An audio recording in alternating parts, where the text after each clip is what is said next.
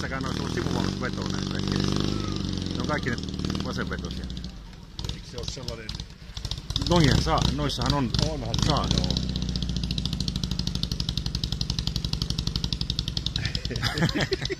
Ei ole japsin vaihtoehto.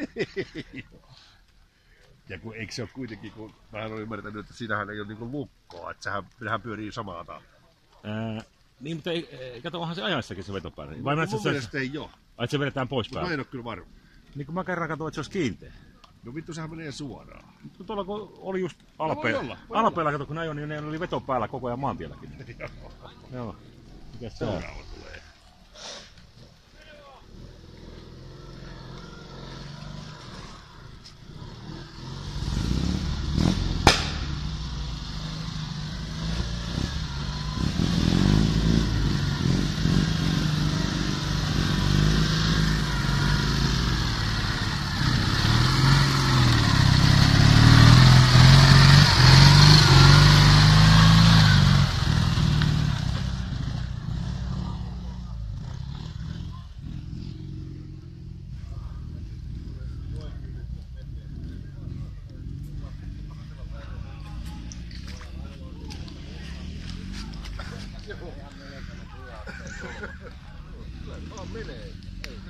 Hymylkää.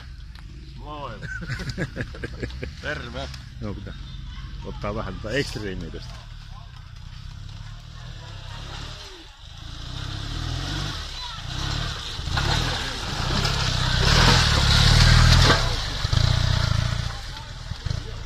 Tulee melko uusi Urali toi. Siinä oli veto varmaan sivuvalmistussa. Ai niin, se voi olla.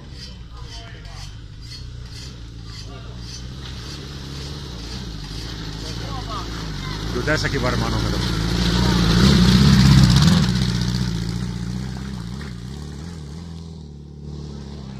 Oudon näköinen tuo perä, oliko se jotenkin jatkettu?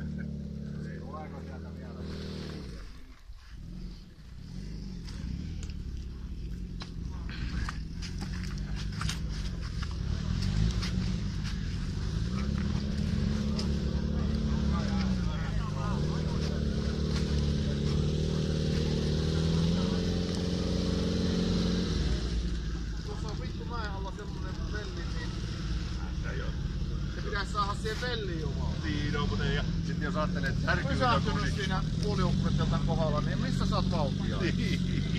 Mulla jäi FI Yamaha Komehitten kanssa tuonne, niin ei puhettakaan. Kitkakumi takaa, mutta se on niin leveä. Niin ja sitten helvetti.